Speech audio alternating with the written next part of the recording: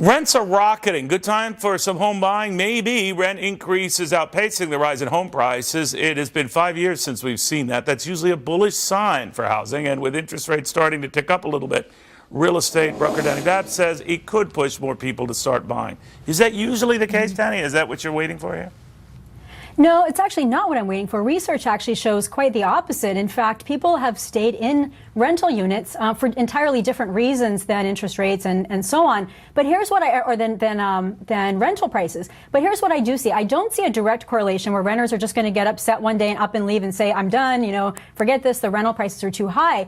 But we do have a supply problem where there are not enough homes on the market to meet demand, which, as we know, is causing prices to be, in some places outrageously high.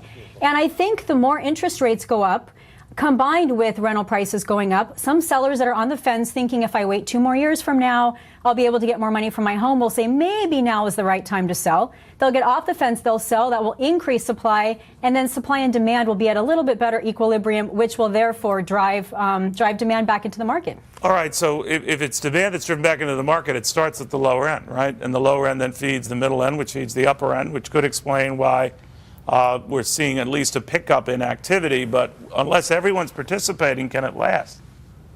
Yeah, no, it really, in my opinion, it cannot. I think, we've seen such a blow up in rental prices, particularly where people are needing to move for jobs. So take, for example, the average Joe who's in a suburban area and is working in an urban area and he's commuting, an hour each way or more. You have that individual who just 2 years ago was likely unemployed. Is that person's first instinct, hey, I want to go out and get $200,000 deeper in debt and I want to get a mortgage? Probably not. Renters are driven by flexibility, by knowing where jobs are going to be, by not having to pay maintenance fees, by wanting to live close to their jobs and avoiding long commutes and gas prices and so on. And then there's also the psychological fear of owning after the last housing crisis, which has been a problem. And people are having a hard time coming up with down payments and, of course, delaying new family starts. But if you're convinced that the price of what you're buying is going to go up, which was in doubt after the meltdown, then you're more inclined to buy, right?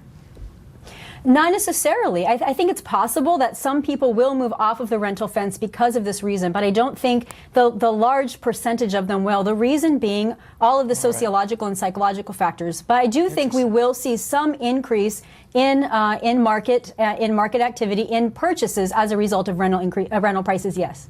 All right. So part of me wants to celebrate, the other part slash my rest. All right. Thank you very, very much.